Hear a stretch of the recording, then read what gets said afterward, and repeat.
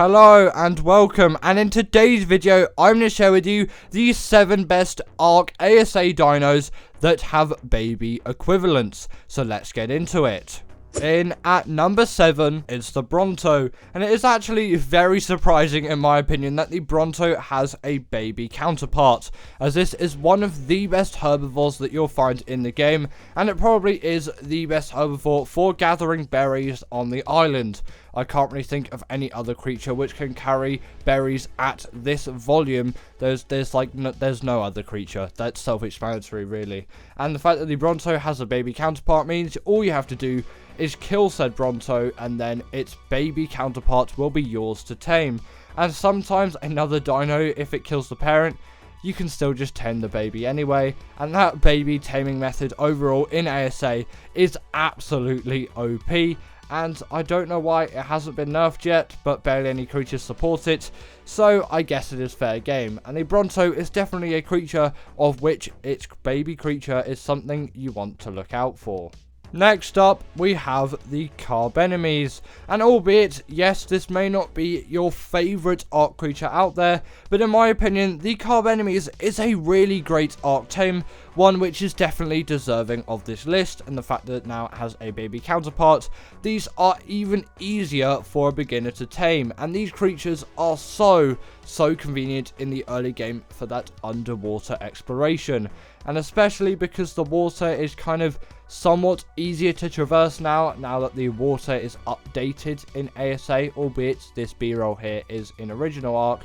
It is actually easier to see underwater now, so it is even more convenient, even though oxygen I'm pretty sure is still the same, and I can't remember if the Carb Enemies has oxygen or not, but it can definitely stay underwater for really long periods of time. And obviously it is a great swimmer as well. It may be pretty slow on the land, but it is actually really decent in the water, which is something you really can't get from most other land creatures, and especially one which is this easy to tame. And the fact that drops are OP now means a saddle is pretty easy to get from a drop, and then once you've got a saddle, then it is really easy to tame one of these things. You simply just get a bow and shoot it in the adult's face like a couple times until it dies, and then just press E on the baby, and then you've tamed yourself a baby. It's really that simple. But before we continue the list, just make sure to hit that like button and the subscribe, as it really does help out the channel, and you can be part of the 2K club. In at number 5 is the Raptor, and out of all of the creatures in ASA right now, the Raptor is probably the most influential at the moment, because it's kind of been hinted at the most, and with like pre-game released photos, the Raptor was the first in-game photo we've got, so it is kind of an icon of ASA at the moment. And also, this creature is actually slightly different from its ASE counterpart. It's pretty much the same, except it now just attacks even faster, which is great, and obviously it doesn't have that pounce ability, and none of that is available in ASA, and it'll probably get removed in Arboration when the ASA DLC for Arboration actually comes out. And Raptors are actually pretty easy to kill. You can simply bowler it and then use a spear or a bow, so taming that baby Raptor is really not going to be difficult as well, as long as you obviously have the frames and performance to be able to run ASA at the moment, albeit I do have a pretty strong computer, but sometimes ASA is a struggle even for me, and for many other people it is a struggle as well. Well, I'm going to stop ranting about ASA's performance and talk more about why you want the Raptor in ASA. It is actually a really good beginner tame. If you haven't played ARC already, you kind of know the Raptor's a great beginner tame. Its saddle is unlocked pre-level 20, and it is really easy to craft. It just, the hide can be a little bit of a problem sometimes if you're not prone to gathering all of that hide in ARC, but then once you've tamed it, you've got a reasonably fast small carnivore which is going to get you places. And until you've got something like a Pteranodon, this is a great little creature to have. And obviously when you get something like a Carno, you can kind of drop the Raptor, and Allos are really easy to tame as well, as both Carnos and Allos do have baby counterparts on ASA as well. Now, the Stego is probably the most useful herbivore that ARC has to offer. obviously when the glare isn't just absolutely blinding all of the b-roll, and also when the foliage isn't going absolutely mental. That is a bug with ASA at the moment. That isn't the video, that is actually just what ASA is like at the moment. But I should really stop ranting about ASA's optimization and performance, so I won't mention it anymore in this video.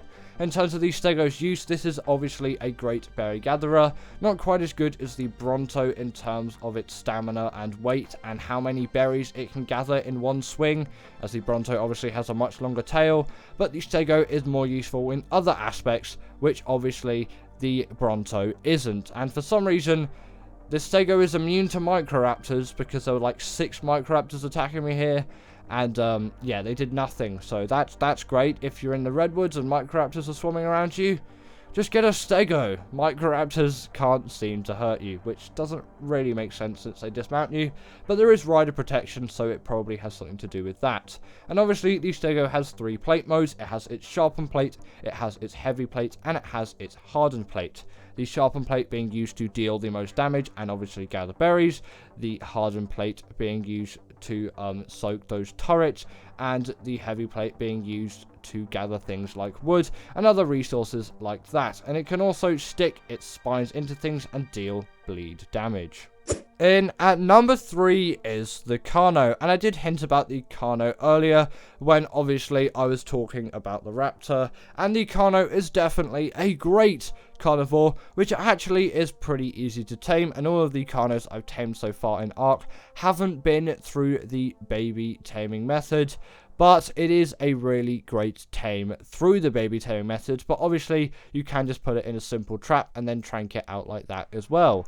But with the new Dino AI, sometimes it can be a little bit of a nuisance to get a creature into a trap, as sometimes they'll simply just go around it because of the new path finding AI features. So now it's significantly easier to kill the Caro than to tame the Caro, as shooting a Caro from afar isn't really a difficult thing, and leading a Caro into a trap in ASA can actually be a bit of a nuisance, which can take up to 5 minutes, and my first Caro tame, it took about that, but my second one was pretty stupid and it just ran straight into the trap, just like normal Ark, which we all know and love. And in terms once it's tamed, the Caro is an extremely fast creature. I don't know if it's faster than the Raptor, it might be faster than the Raptor, and it also deals a lot more damage than the Raptor. It has a lot more health, and it's just better in so many ways, and it does deal the bleed ability as well if you use its second attack, which will be right click on the mouse, and I'm not sure what the binding is for console, but just whatever the second Dino attack is. And it is an extremely useful carnivore, which again has that bleed ability. Sadly no pack bust, but it is small, easy to take around, and very mobile. In at number 2 is the Aloe, and this is kind of where it seems a little bit unnecessary for this creature to have a baby counterpart, but it does. So now the Aloe is a ridiculously easy creature to tame, which doesn't require any pack separation or things like that. You just simply have to kill the pack or the lone parent or parents, and then the Aloe tames are yours. And if you're in a pack, you'll probably get a pack of little baby Aloes to go along with. In terms of what I have when I've tamed my Aloes, 2 Aloes just randomly came and attacked me while I was on my Caro, so I just killed off the Aloes and I was left with 2 Aloe babies, which obviously in single player will raise really quickly. It's something I haven't talked about yet. With the raising of the creatures, if you're playing on single player, they'll raise very quickly, but on official, apparently they take absolutely ages, but many people aren't really playing ASA on official at the moment. So for most of you ASA players out there who are playing single player, they really do not take very long to raise at all, which is probably something which I should have mentioned a little bit earlier. And obviously once tamed, the Aloe is pretty much just an improved Caro.